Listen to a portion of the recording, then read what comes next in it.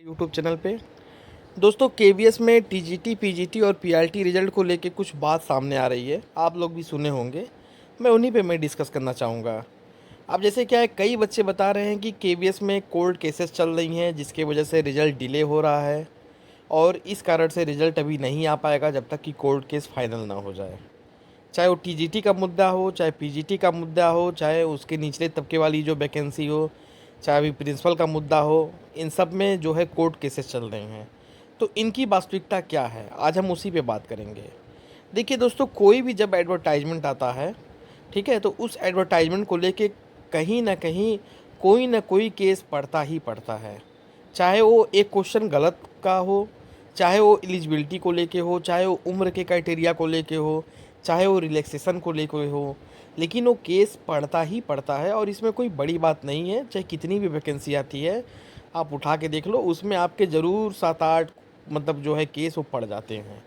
ठीक है। अब सवाल ये उठता है कि क्या इसका प्रभाव पड़ेगा।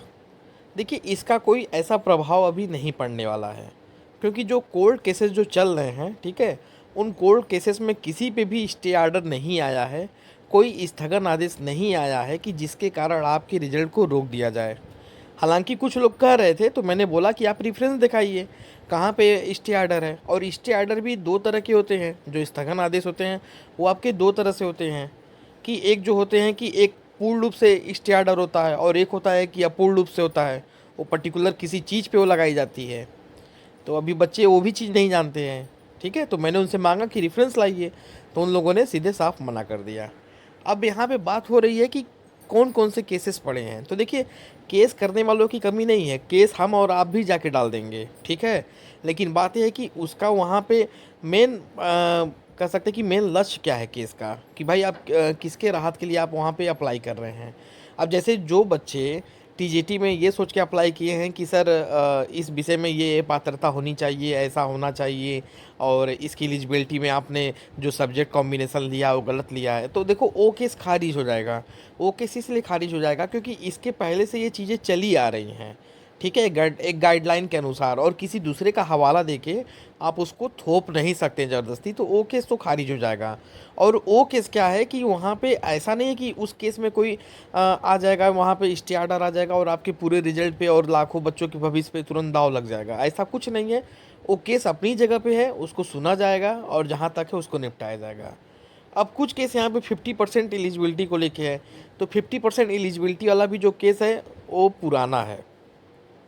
इसके पहले केबीएस ने जितने भी एडवर्टाइजमेंट निकाले हैं उसमें 50% की एलिजिबिलिटी रखी गई है, और एनसीटीई की गाइडलाइन भी उसमें है, जैसा कि स्नातक परास्नातक वाला। हाँ, तो इसमें हो सकता है कि वो बाद में, उस केस में ये हो सकता है कि वो बाद में उन बच्चों को मौका दिया जाए कि भाई आपका 50% से कम नंबर है, लेकिन आपका परास्नातक में ज़्यादा नंबर है, तो आपको हम कंसीडर करके बुला रहे हैं। ठीक है, अगर आपने फॉर्म डाला है, एग्ज़ाम दिया है तब, और नहीं दिया है तो फिर उसका कोई मतलब ही नहीं हुआ। ठीक है, तो वो तो बात की बात है कि अगर उनके अगर हक में फ़ैसला आएगा तो उनकी अलग से काउंसलिंग कराई जाएगी, अलग से उनको जो है बैठने का मौका मिलेगा, इंटरव्यू वगैरह होगा। वो तो उनका अलग मैटर है, तो उस केस से भी आपके रिजल्ट से लेना देना नहीं है। ठीक है। अब आ जाइए, जो तीसरा केस चल रहा है कि ये नकल वाला। ठीक है, तो नकल की सलीबता तो थी, पीआरटी में कई सेंटर पे पकड़े गए थे, लेकिन नकल की सलीबता कुछ सेंटर पे ही थी, और कुछ सेंटर को आधार बना के पूरे बच्चों का रिजल्ट नहीं रोक सकते हैं। ठीक है, हाँ ये कर सकते हैं कि जिन जिन सेंटर पे नकल हुई थी उन सेंटर के बच्चों के अभी रिजल्ट पे रोक लगा दी जाएगी। जहाँ जहाँ नकल हुई थी, मास नकल हुई थी, बच्चे पकड़ाए थे, एसटीएफ का छापा पड़ा था, जाँच हुई थी, वहाँ पे रोक लगा दी जाए। ये कहाँ है कि पूरे सेंटर पे नकल हुई थी। तो ये भी इस केस का कोई आधार ही नहीं हुआ कि वहाँ पे जो है कि उनके आधार पे आपको रोक दिया जाए। ऐसा कहीं नहीं है कि मतलब जहाँ पे 22 बच्चे, 30 बच्चे, 100 बच्चे, 200 बच्चे मान लो कुछ सेंटर पे पाए गए, तो उसको आधार बना के रोक दिया जाए, ऐसा नहीं है। हाँ, ये होता कि भाई कोई पेपर वायरल हुआ था और उस पेपर को सब लोगों ने व्हाट्सएप पे देख लिया था, जैसे यूपी टेट वगैरह में हुआ था, तो उस केस में भाई सबकी परीक्षा को रोक लगा दी जाती, सबकी परीक्षा निरस्त कर दी जाती। तो ऐसा कुछ सिनेरियो नहीं है। ठीक है, तो ऐसे जितने भी केसेस पड़े हैं वो कुछ केसेस तो अनडब्बू डाले गए हैं, जैसे कहते हैं ना कि बिना मतलब का बहुत ऐसे कैंडिडेट हैं कि जिनको मतलब कुछ लेना देना नहीं है वो डाल दिए हैं। अब जैसे क्या फिजिकल एजुकेशन वाले बच्चे परेशान हैं, आपका एजुकेशन वाले बच्चे वहाँ पे परेशान है कि भाई यहाँ पे उनका भी केस डाल के फंसा दिया गया है, ठीक है। तो वो देखिए उन सब का कोई आधार नहीं है, केस जितनी भी चलती हैं सब आधार पे होती है। केस डालने को आप भी डाल देंगे, हम भी डाल देंगे, सब डाल देंगे। सब जानते हैं कि भाई उसमें सरकार को पार्टी बना लेना है, केबीएस को पार्टी बना लेना है, लेकिन पार्टी बनाने से नहीं होता है। देखिए यहाँ आपको ग्राउंड स्तर पे काम करना होता है, ठीक है। केसेस चल रहे हैं, पेंडिंग है, लेकिन उन केसेस में कोई ऐसा आर्डर नहीं इशू हुआ है केंद्र सरकार के खिलाफ या केबीएस के खिलाफ कि उस रिजल्ट पे रोक लगाया जाए। प्रिंसिपल पे आया था तो प्रिंसिपल वाली भी चीज़ें वहाँ पे अपनी बाद में व्यवस्थित हो गई, लेकिन ऐसा कोई टीजीटी या पीजीटी को लेकर अभी डायरेक्शन नहीं आया है कोर्ट का, और ना ही कह सकते हैं कि किसी बड़े अधिकारी का कि आपके अभी रिजल्ट पे कोई रोक लगाएगा या फिर वो करेगा। हाँ ये है कि इधर डिले हो रहा है रिजल्ट, तो इसको लोग केस से जोड़ रहे हैं, केस से नहीं ये डिले हो रहा है। डिले अगर हो रहा है तो यहाँ पे केबीएस में ट्रांसफ़र की पॉलिसी चल रही है, पहली कंडीशन। और मैंने बताया भी था कि 2 फेज़ में ट्रांसफ़र की पॉलिसी चल रही है। पहला फेज़ आपका 20 जुलाई को समाप्त हुआ है और ये दूसरा फेज़ अभी चल रहा है जो कि जुलाई के लास्ट तक चलेगा, ठीक है। तो अभी केबीएस में ट्रांसफ़र की पॉलिसी चल रही है। मैंने आपको दिखाया भी था, डाटा वगैरह निकाल के दिखाया था कि कहाँ पे कौन-कौन सी जगह खाली है। तो ये सारी चीज़ें जैसे ही व्यवस्थित हो जाएगी फिर आपका रिज़ल्ट निकाल दिया जाएगा। और आप सब यार खुद जानते हो कि जो नीचे वाले पोस्ट वाले जो मतलब वहाँ काम कर रहे थे टीजीटी वाले, वो लिमिटेड डिपार्टमेंटल के थ्रू पीजीटी में गए हैं, पीजीटी वाले प्रिंसिपल में गए हैं, वाइस प्रिंसिपल में गए हैं। भाई सब लोग प्रमोट हो रहे हैं ना, तो उनकी जगह वहाँ खाली हो रही है। तो अभी आपको तुरंत इंटर करा देंगे तो उनको कहाँ व्यवस्थित करेंगे? तो जब व्यवस्थित कर लोगे अपने घर में, साफ़ सफाई कर लोगे, तभी तो बाहर के लोगों को बुलाओगे। तो यहाँ पूरा मेन यहाँ पे मकसद यही है। और जिन बच्चों का केस चल रहा है, हम ऐसा नहीं कि केस वालों के खिलाफ बोल रहे हैं, भाई आपको भी राहत मिलेगी जब कोर्ट का डायरेक्शन आएगा। तो आप अगर अप्लीकेंट अकेले हैं तो आपको फिर बाद में राहत देगी, आपकी अलग से वहाँ पे फाइल निकाली जाएगी, फिर आपको बुलाया जाएगा, फिर आपको राहत देते हुए फिर आगे आपको ज्वाइन कराया जाएगा।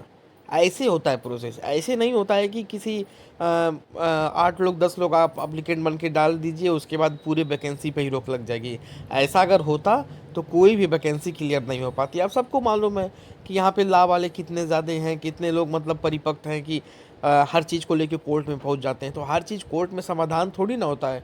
कोर्ट मतलब आपकी चीज़ों को देखता है वहाँ पे कि वहाँ पे कैसे किस वे में करना है, ठीक है। तो फिर उसके अनुसार काम होती है। अब मैं आपको ज़्यादा नहीं, कोर्ट केस में मैं आपको लेटेस्ट बता दूँ। यूपी में जूनियर की वैकेंसी आई थी।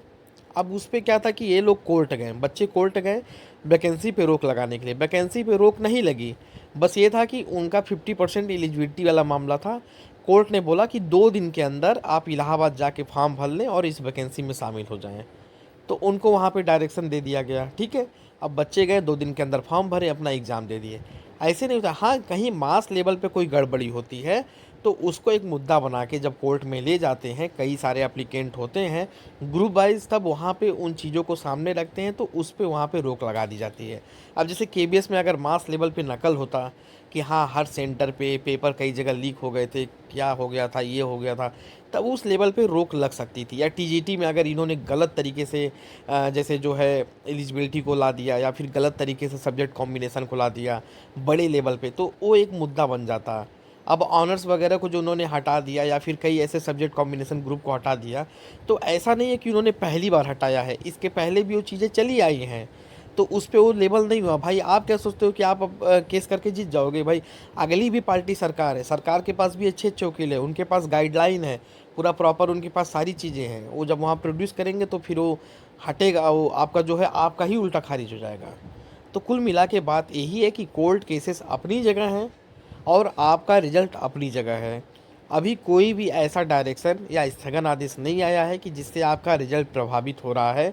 कुछ केसों में मतलब ये बातें चल रही हैं, लेकिन उस पर ऐसा कोई डायरेक्शन नहीं आया है। हाँ उन बच्चों को फौरी तौर पे राहत देने के लिए ये हो सकता है कि बाद में उन्हें अलग से वहाँ शामिल करके उनका रिजल्ट निकाल के फिर उन्हें अलग से ज्वाइनिंग वाली प्रक्रिया में शामिल किया जाएगा।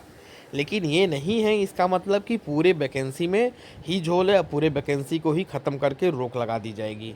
अगर डिले हो रहा है तो डिले ट्रांसफ़र की वजह से हो रहा है, केबीएस के अंदर के काम की वजह से हो रहा है, और ये गवर्नमेंट का प्रेशर है कि आपको जो है ये दीपावली तक जो है नियुक्ति पत्र बांटा जाएगा। जैसे कि अभी कल 70,000 नियुक्ति पत्र बँटा है, आप सब जानते हैं। तो भाई एक इवेंट में दिया जाएगा, तो आप सब भी अच्छी तरह जानते हो, मैं भी अच्छी तरह जानता हूँ, ठीक है? तो यही सब प्रक्रियाएँ हैं कि जिनको हमें देखने को मिलेगा और आप सब परेशान ना हो। बाकी देखो रिज़ल्ट के बारे में भी कोई अपडेट नहीं है।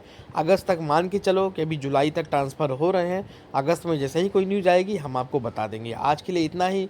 बाकी यार चैनल पे अगर नए हो तो चैनल को लाइक करो, सब्सक्राइब करो और शेयर करो, ताकि इससे रिलेटेड और भी न्यूज़ हम आपको समय-समय पे दे सकें। बहुत-बहुत धन्यवाद आप सभी का।